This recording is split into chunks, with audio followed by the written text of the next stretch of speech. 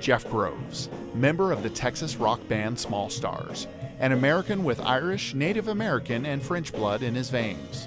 Up until 2009, he's lived the carefree life of a rock musician. But one day, as it often happens to his kind of people, Jeff left everything behind, got on the Big Iron Bird, and landed. Well, he finally landed in Sofia, Bulgaria. Bulgaria, Eastern Europe. The story you're about to see has already happened before.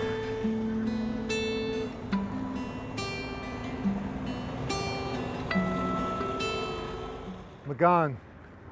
It's unexpected for me. I'd seen streets and boulevards abroad named after many Americans. Washington, Roosevelt, Kennedy, Reagan, even Elvis. But I'd never heard of this Макгахан. He was not popular in my home country, the United States. I was intrigued. What had this American, quite unknown in his own country, done to deserve that honor? In Bulgaria, Eastern Europe. I made an investigation.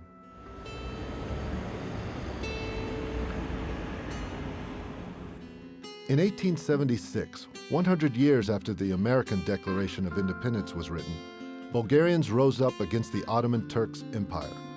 The Ottoman Empire had conquered the Balkans 500 years earlier and taken away all the basic human rights of the Christian population there. In the 19th century, however, the sultans were forced to part with the larger portion of their European possessions. In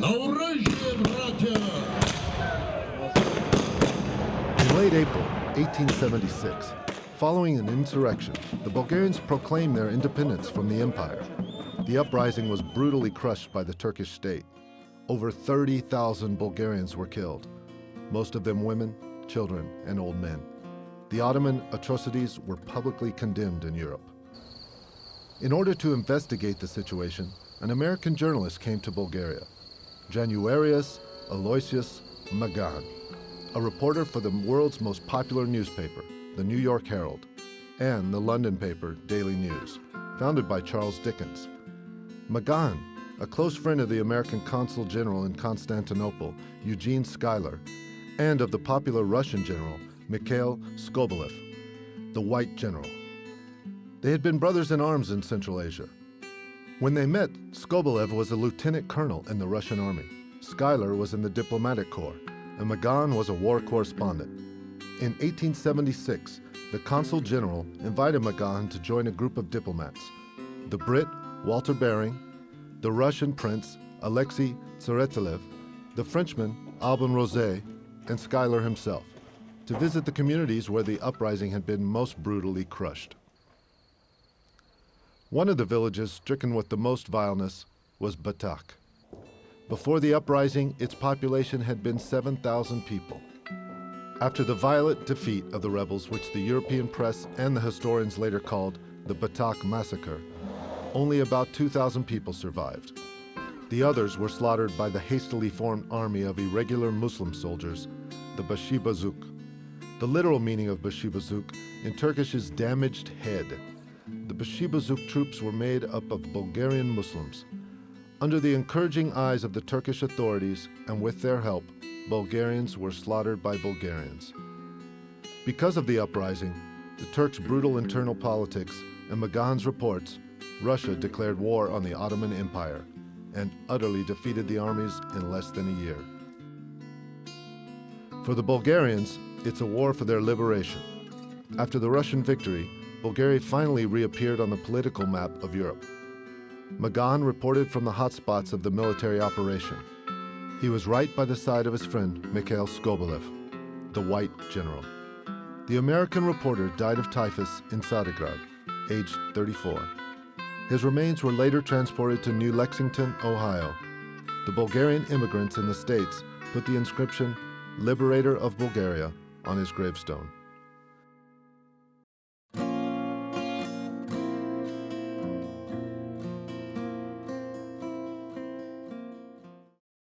A liberator of Bulgaria.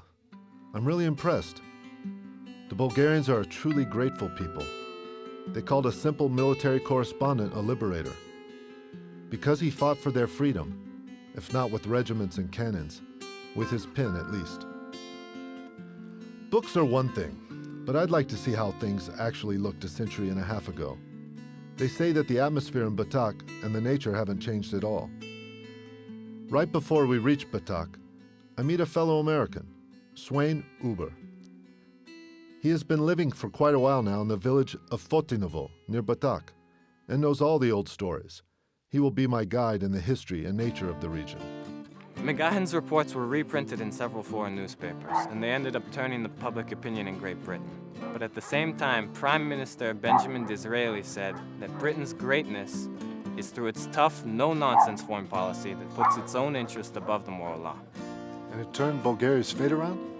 Yes, it did. It ended up making Great Britain withdraw its support from the Ottoman Empire and its actions against the Christian Balkan peoples. Дженюариъс Макгахан, liberator of Bulgaria.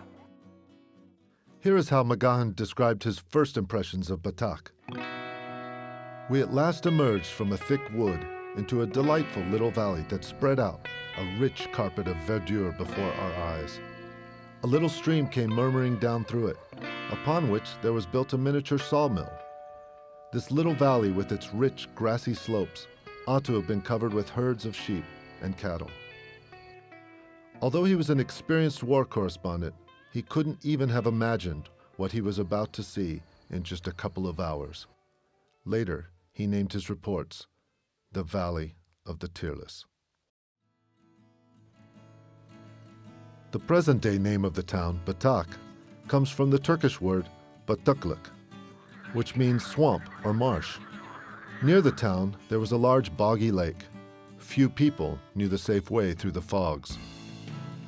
A few years after the April uprising, the humorous five-line poems called limericks became very popular in Great Britain. It is said that they originated in the Irish country of Limerick. One of the famous authors of limericks was George Bernard Shaw, who was a contributor to Dickens' newspaper, The Daily News, where Макгахан worked.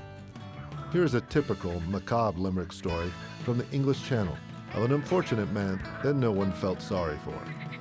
There was an old person of Dover who rushed through a field of blue clover, but some very large bees stung his nose and his knees, so he very soon went back to Dover. On several occasions, Дженюариъс Макгахан compared the dire lot of the Bulgarians from the Rhodopes with that of the Irish. There was not a roof left, not a whole wall standing. All was a mass of ruins, from which arose, as we listened, a low, plaintive wail, like the keening of the Irish over their dead, that filled the little valley and gave it voice. We had the explanation of a thin, curious sound when we afterwards descended into the village. One of the most despairing Bulgarian idioms used today is zabatachvane, meaning a deadlock or a terrible plight. In short, it is the worst situation of hopelessness a Bulgarian could be in. Right before the massacre, Batak could easily be compared to any prosperous town in Europe. Here's how Макгахан described it. I think people in England and Europe generally have a very imperfect idea of what these Bulgarians are. I have always heard them spoken of as mere savages, who were in reality not much more civilized than the American Indians. I was astonished to learn that there is scarcely a Bulgarian village without its school. They are supported by a voluntary tax levied by the Bulgarians on themselves. The instruction given in these schools is gratuitous, and that all profit alike by it, poor as well as rich. There's scarcely a Bulgarian child that cannot read and write. And finally, that the percentage of Bulgarians that can read and write is as great as in England and France. Do the people who speak of these Bulgarians as savages happen to be aware of these facts? Again, I had thought that the burning of a Bulgarian village meant the burning of a few mud huts. I was very much astonished to find that the majority of these villages are in reality well-built towns with solid stone houses, and that there are in all of them a comparatively large number of people who have attained to something like comfort, and that some of the villages might stand a not very unfavorable comparison with an English or French village. The truth is that these Bulgarians, instead of the savages we have taken them for, are in reality a hardworking, industrious, honest, civilized and peaceful people. The April uprising of 1876 broke out almost simultaneously throughout the territory that is now Bulgaria. Batak rose too. The locals threw off the yoke of the Sultan and informed the Muslims from the nearby villages of that fact. The local Muslims accepted the change in the political situation and pleaded for mercy. The rebels spared their lives. For about 15 days, Batak was independent. And then, the village was surrounded by the Bashi Bazuk troops, led by Ahmad Aga Barutan Liata, a Bulgarian Muslim and a district police chief. Ahmad Aga promised to spare the lives of the insurgents if they laid down their weapons. Some of the rebels believed him and disarmed, and were slaughtered. Those who fought the Muslim troops were slaughtered as well. The Bashi Bazuk turned Batak into a scene of utter annihilation and plundering. Here's the House of Horrors, a stone fortress where death abides. Макгахан told the world about it. Hundreds of people who sought shelter in the church were killed. This place is haunted. The St. Nedelya Church. In early May 1876, the churchyard and the building itself were packed with desperate, ill-armed men, women, and children. Few of them were going to come out alive. The attackers were merciless. Over 2,000 people were massacred. After the foreign diplomats visited Batak in August 1876, they wrote in their reports that the whole yard and the church were filled with corpses. The bodies were piled up as high as the church fence. The people killed here were martyrs of the faith. They did not hide in this church because of its thick stone walls or strong doors. They were seeking God's protection, God's shelter. But alas, God did not help them. They probably cried out in their last hour, like Jesus from the cross. Eloi, Eloi, lama sabachthani. My God, why have you forsaken me? The Englishman, Walter Baring, wrote, Ahmed Aga and his men can be credited with what is probably the most despicable crime committed in this century. After the massacre at Kanpur, the British Empire ordered that the arrested rebels be shot with cannons. Unlike those events, after the 1876 uprising, the Bulgarians returned here, and upon receiving independence from the Ottoman Empire, continued to live here together with the Turks. They forgave, but they never forgot.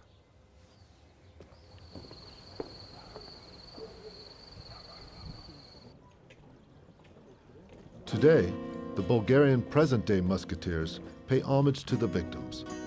The uniform of the Bulgarian guardsmen is a replica of the uniform worn by Hristo Botev's revolutionaries.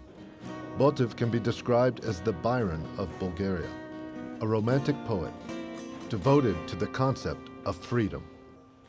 Botev and his men came from Romania in order to take part in the April uprising, but they arrived after the insurrection had already been crushed.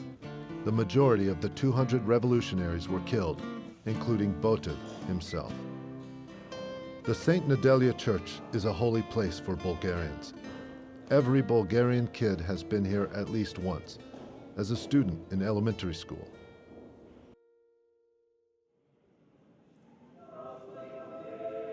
But today is a special day, April 3rd, 2011.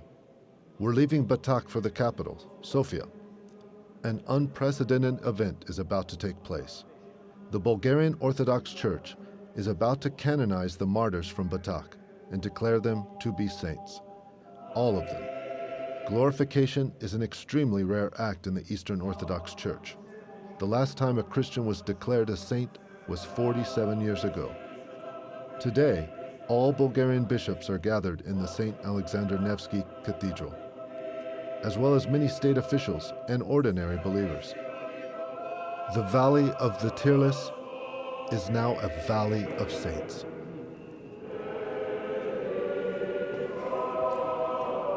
They have been waiting 135 years for this moment, but heaven knows no time.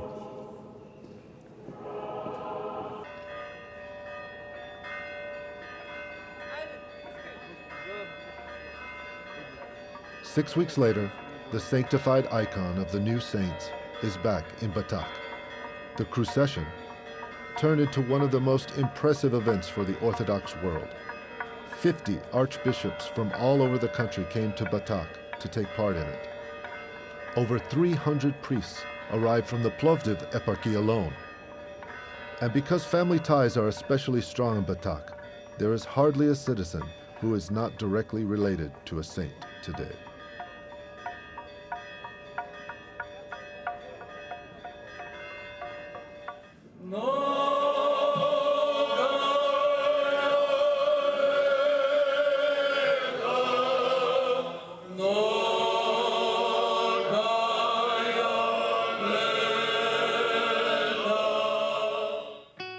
The Dormition of the Theotokos Church is another noteworthy church in Batak. Its construction began 100 years ago, and its architect is an engineer of Czech-Bulgarian descent, Josef Schnitter.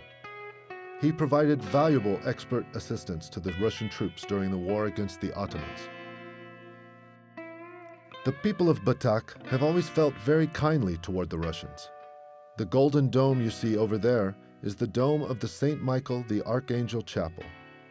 It was built in the Russian style with money donated by Russians.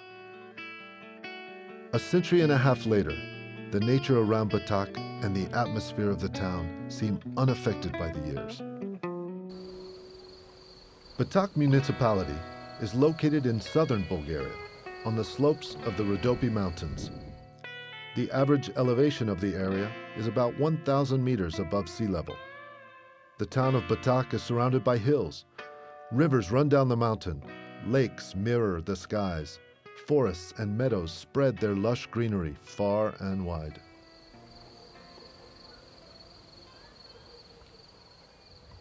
This landscape reminds me of Scotland.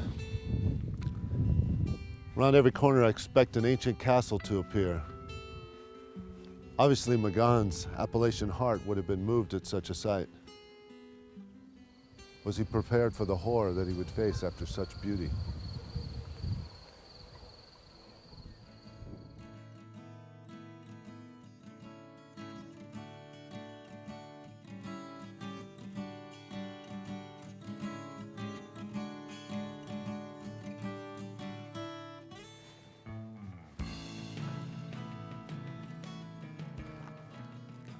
At this altitude, the climate is usually harsher, but Batak is located in a river valley, surrounded by mountains.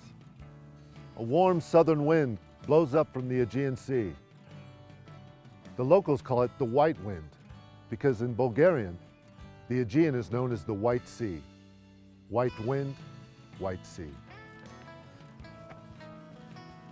The nature here is amazing. According to NASA research data, this region has one of the world's highest number of sunny days. Maybe the reason is the extremely high purity of the air. Here you can observe one of the rarest phenomena on the planet, air ionization. Ions are called the vitamins of air. This is the only place on the entire Balkan Peninsula where this strange plant grows, the shrubby cinquefoil. It is an extremely fastidious plant. You can find it distributed throughout the Northern Hemisphere, but only in a few specific locations.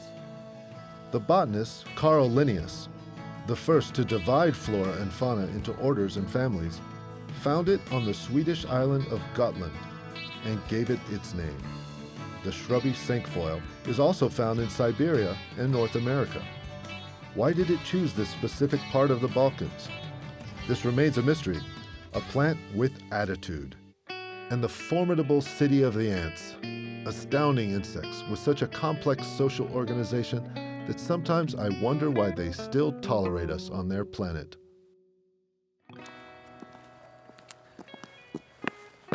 I need to get back to nature. Wasn't I supposed to go on a walk around here? I can see the old Indian side of you's waking up. Let's go meet the wild animals. There are 5 protected areas on the territory of Batak municipality. They are particularly important, as forests cover most of the municipality's area. We'll start with Beglika State Hunting Preserve. It is here where the shrubby cinquefoil grows. But in this region, there are dozens of other plant species listed in the Red Book, some of which can only be found in the Rhodope Mountains. Even the names of these highland dwellers have a romantic feel about them. Marsh gladiolus, purple marshlox, alpine snowbell, northern bedstraw.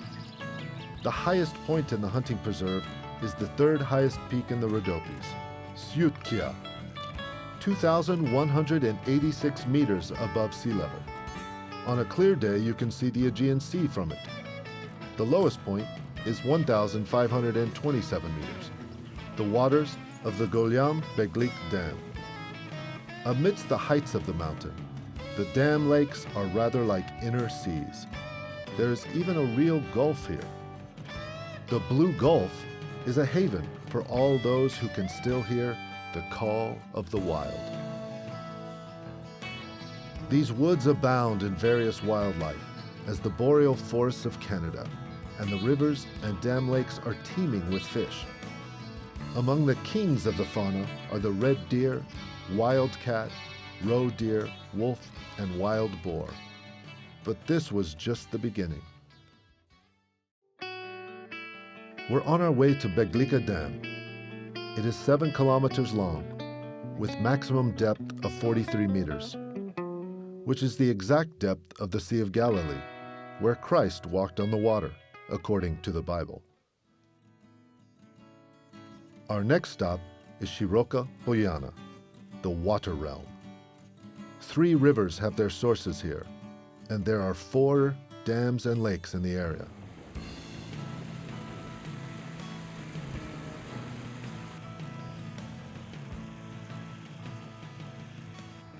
This reminds me of the States. Here they call these American trout. But trout is too trivial a fish in the water realm. Here you can legally catch barbel, European perch, beluga, common carp, mullet, silver carp, common rude, gudgeon, zander, even pike. And since Shiroka Polyana is the fish realm, it is also bear heaven. There are massive specimens in these woods. Not as scary as the grizzlies of the Rockies, but dangerous enough. If you come across cubs, don't try to play with them. Run. Their mother will probably turn out to be close by. We're going northwards, Rhodope Game Breeding Center. But no matter in which direction we're traveling, no matter how wild the scenery looks, we're never more than 180 kilometers away from the Sofia airport. And if you happen to spend the last day of your mountain trip in the Rhodope Game Breeding Center, don't forget to pick some of the famous lingonberries or bilberries for your friends. They are so big here that your foot could get caught in one and you could fall. In this preserve, you could also get a glimpse of some pine martens, beech martens, or wild goats, scarcely seen elsewhere in Europe. Batak State Forestry. This is the garden of giant trees. The average age of the sky-high spruces, firs, black and Scots pines is over 130 years, which means that some of them witnessed the April uprising, and others were planted right after the liberation of Bulgaria.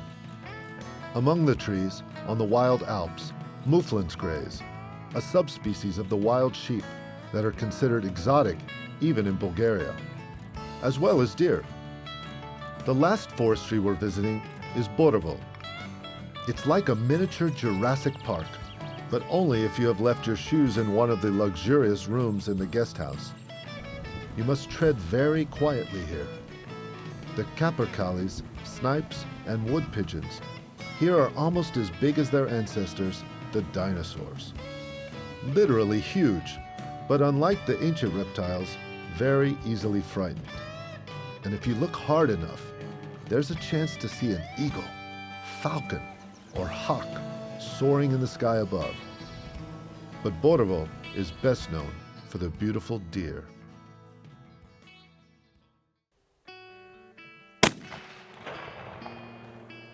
As you can see, I'm an excellent marksman, although I prefer to shoot with a camera. I still get my trophies, but without killing any animals. Yes, even on the Balkan Peninsula, you don't really need to kill everything that moves, despite all the traditions that you already know. 6 kilometers away from here is the village of Fotinovo. It is sometimes called the God-forsaken village, which is probably not so bad, considering that the people who live there pray to different gods. The village itself is divided into 3 separate neighborhoods, the upper, middle, and lower.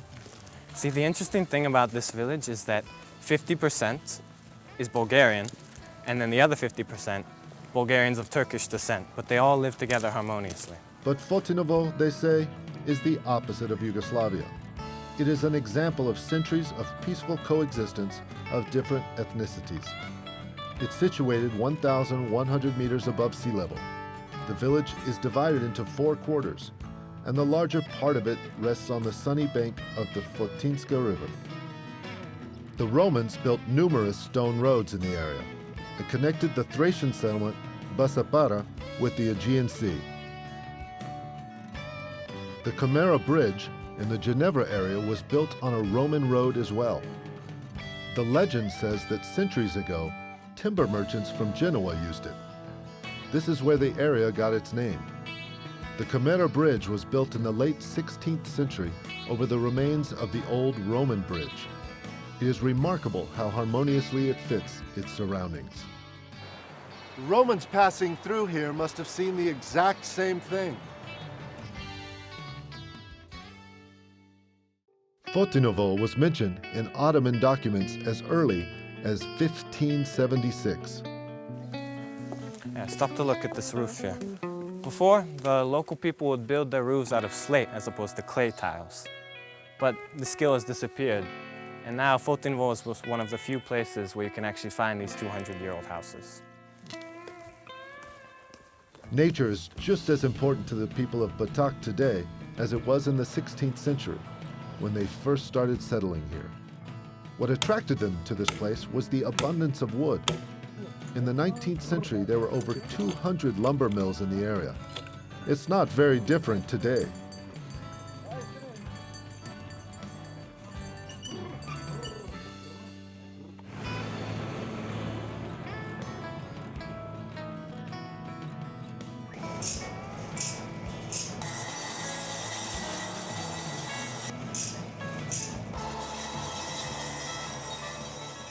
They used to call them charks.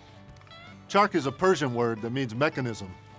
Even today, many areas have the word chark in their name. The word has been around a long time, but the charks are modern now, often American.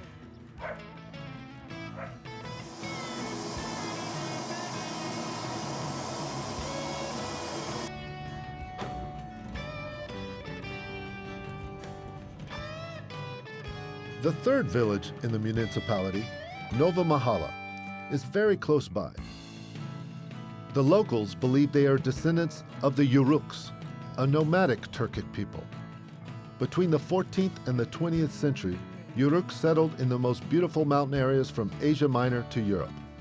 The oldest known name of the village is Yaniji Jumaya, the new neighborhood. The population is entirely Muslim. Muslims call this sanctuary Hutbe. There is no grave here. It is blessed by the invisible presence of Asan Hoja, a saint, or as the Turks say, Evliya, a valley of saints. That is why the area is called Evliya Baba, or the Holy Father. Miracles happen here. The water that flows from the spring cures sickness, infertility.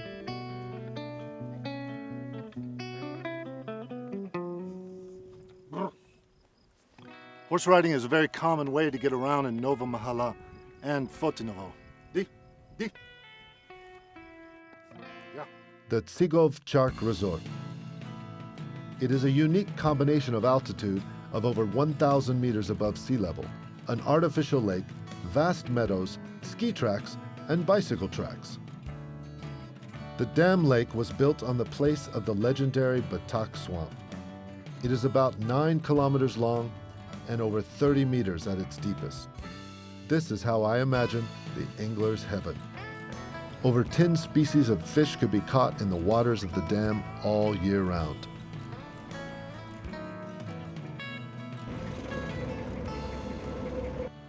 Prehistoric beasts must lurk in these waters. The Loch Ness Monster lives in a similar lake. Monsters actually do lurk in these waters. They say one time a young diver went down to check the dam wall. He came back up, his hair was white. He said there were catfish the size of hippos down there, but they gotta be pretty smart monsters because he hasn't been able to catch one just yet. I'm going home to Batak. The town square is sunny, and everyone seems friendly. But let's see if the local Highlanders will fancy some music from an instrument constructed in the most level part of Europe, Belgium. The saxophone was patented in Belgium 10 years before the April uprising.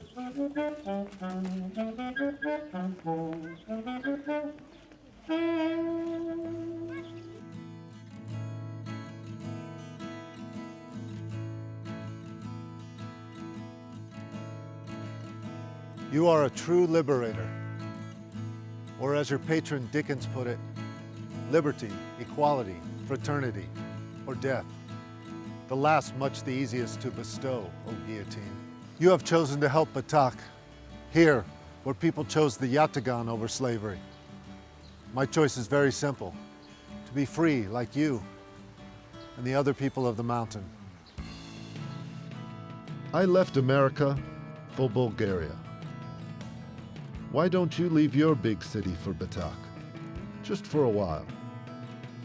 Sofia, Houston, don't wait up.